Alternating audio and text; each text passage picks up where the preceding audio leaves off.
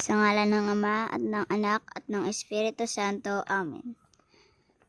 San Miguel Arcangel, ampunin mo kami sa labanan. Maging bantay ka nawa namin sa kalupitan at sa mga silo ng demonyo. Supuin nawa siya ng Diyos. Ipinagmamakaawa namin sa iyo, at ikaw, prinsipe ng mga hukbo sa langit, sa kapangyarihan ng Diyos, ibulid mo sa kailaliman ng impyerno si Satanas at ang lahat ng mga sasamang espiritu na gumagala sa sanlibutan at nagpapahamak sa mga kaluluwa. Amen. Sa ngalan ng Ama at ng Anak at ng Espiritu Santo. Amen. Ito po ang YouTube channel ni Brother Well Apro, isang CCC, Catholic Content Creator. Gamit ang Catechism of the Catholic Church. Kaya po, ito ay para lamang sa mga Catholic Christian community. Kaya, simulan na po natin ang ating Catechism. Minsan, hiningan ko ng cellphone number ang isang kabataan na aking tinuturuan sa paaralan. Kinabukasan, nag-text ako sa kanya, subalit nakalimutan kong magpakilala. Kaya ang reply niya ay, "Who you?" Ano kaya ang kasagutan kung ang Diyos ang magbabasa sa nasabing katanungan? Mga minamahal, mag-ibigan tayo, sapagkat mula sa Diyos ang pag-ibig. Ang bawat umiibig ay anak ng Diyos at kumikilala sa Diyos. Ang hindi umiibig ay hindi kumikilala sa Diyos, sapagkat ang Diyos ay pag-ibig.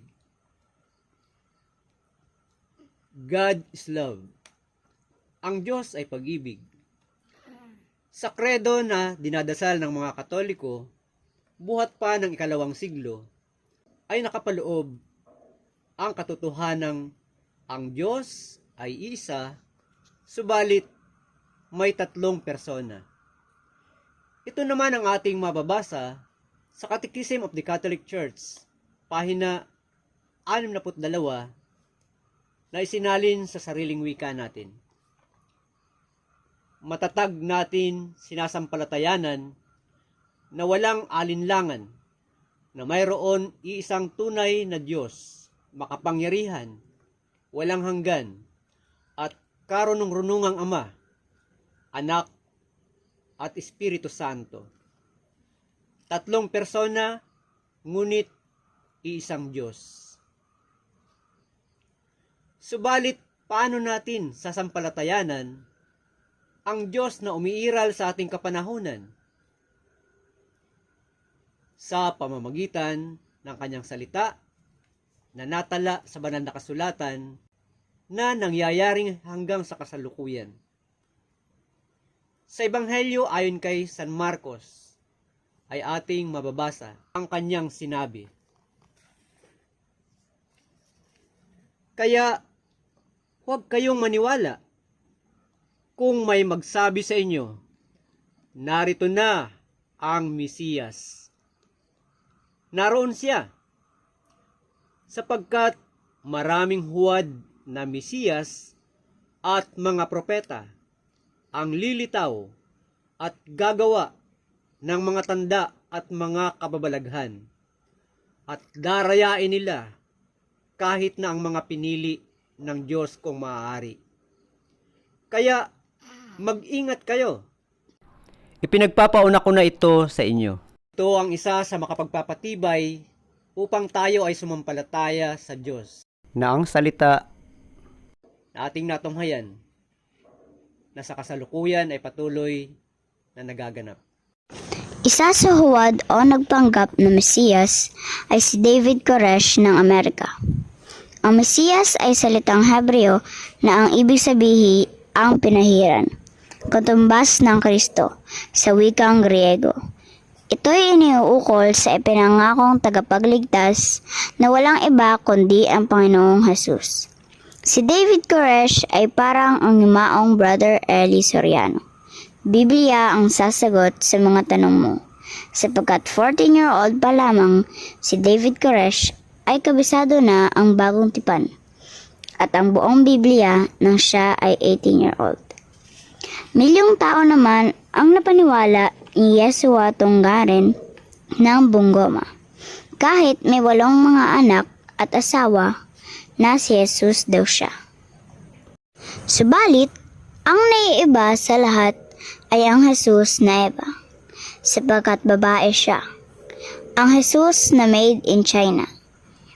Ayon sa mga kaanib ng Church of Almighty God o Eastern Lightning, si Yang Shangbin daw ang Mesiyas at sa kanya muling nagkatuwang tao si Jesus. Ang kanilang katuroan ay nakabatay din sa banal na kasulatan. Una ay sa Ebanghelyo ayon kay San Juan. At kapag nakapunta na ako at nakapaghanda ng lugar para sa inyo, muli akong darating at isasama ko kayo para sa aking sarili. Kaya dumating na daw muli ang Mesiyas. Ikalawa ay ang Ebanghelyo ayon kay San Mateo. Sapagkat gaya ng kidlat sa silangan na kumikislap hanggang kanluran ang pagdating ng anak ng tao. Dahil sa talatang ito, kaya tinatawag din silang Eastern Lightning. At lightning din naman si Yang Shangbin na siya daw ang tinutukoy ng nasabing talata. Kaya nahigitan niya ang yumao nating kababayan na anak ni Bonifacio Manalo at Mariano Isagon na isinilang sa Kalsada Tipas, Taguig Rizal noong May 10, 1886 na si Brother Felix Isagon sapagkat sa kanyang aral o doktrina ay anghel lamang siya. Ayan naman ito sa Pahayag Kabanata 7, Talata 2. At nakita kong umaakyat sa gawing silangan ang isa pang anghel, taglay ang pantatak ng Diyos na buhay. Humayaw siya sa 4 na anghel na binigyan ng Diyos ng kapangyarihang maminsala sa lupa at sa dagat. Ang sagot sa tanong na, Who you? Ang Diyos ay pag-ibig. Subalit, huwag nating kalilimutan na kung ang kanang muka ng Diyos ay awa, katarungan naman ang kabila. Kaya, muli ang kanyang salita ay nagpapaalala sa atin. Sumagot si Jesus, Mag-ingat kayo na huwag kayong mailigaw ni numan, sapagkat maraming paririto sa aking pangalan at magsasabi, Ako ang Mesiyas, at marami silang maililigaw. Sa ngalan ng Ama at ng Anak at ng Espiritu Santo. Amen. Sumasampalataya ako sa Diyos amang makapangyarihan sa lahat, na may gawa ng langit at lupa.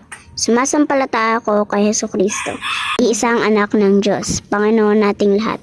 Nagkatuwang tao siya lalang ng Espiritu Santo. Pinanganak ni Santa Maria ang Berhen. Pinagpakasakit ni Poncio Pilato. Ipinako sa krus, namatay at inilibing. Nanaog sa kanaroroonan ng mga yumao. Nang may 3 araw na buhay na maguli. Umakyat sa langit na luklok sa kanan ng Diyos amang makapangyarihan sila. Doon magmumula at paririto at hukom sa nangambubuhay at nangamatay na tao.